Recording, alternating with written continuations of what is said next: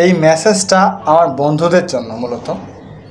দেখো, খেলায় হার জিত আছে, প্রত্যেকটা খেলায় হার জিত আছে, আর হার জিত আছে বলেই জেতার পর এতটা আনন্দ লাগে। তো আমি যেই মেসেজটা আসলে দিতে চাই, প্রত্যেকটা খেলায় অংশগ্রহণ করাটা সবচেয়ে গুরুত্বপূর্ণ। অংশগ্রহণ করাটাই আসল কথা, হার জিত পরে। আর খেলা থেকে যেই জিনিসটা আসলে আমাদের নেওয়া উচিত সেটা হচ্ছে যে হয় জেতার আগ্রহ থাকবে, জেতার ইচ্ছা থাকবে, নাহলে শেখার ইচ্ছা থাকবে।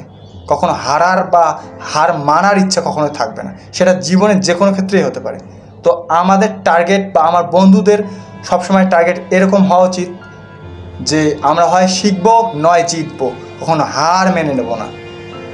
আর খেলার ফলাফল যাই হোক না কেন, একে অপরকে ব্লেম করা থেকে বিরত থাকবো।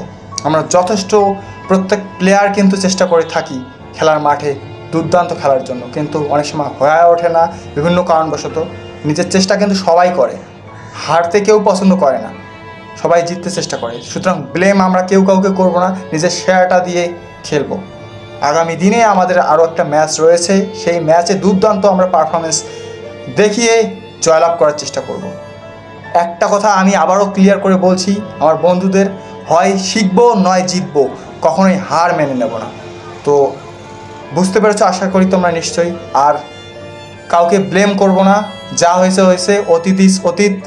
আমরা এখন ফিউচারে নজর দেব এবং আমাদের যেটা করা উচিত, আমাদের যেই বিষয়ে আসলে লক্ষ্য রাখা উচিত, আমার এক স্যার বরাবরই বলতেন, অতীত থেকে শিক্ষা নাও, বর্তমান নিয়ে চলো এবং ভবিষ্যতের ভাবনা ভাবো। তো আমাদের তাই করা উচিত। তো আশা করি তোমাদের বোঝাতে পেরেছি। সুতরাং ব্লেম না করে আমরা শেখার মন মানসিকতা নিয়ে এবং জেতার মন মানসিকতা নিয়ে আগামী দিনের সমস্ত খেলায় অংশগ্রহণ করব এবং আশা করি সবগুলোতে জয়লাভ করব অথবা শিখব। সকলকে ধন্যবাদ।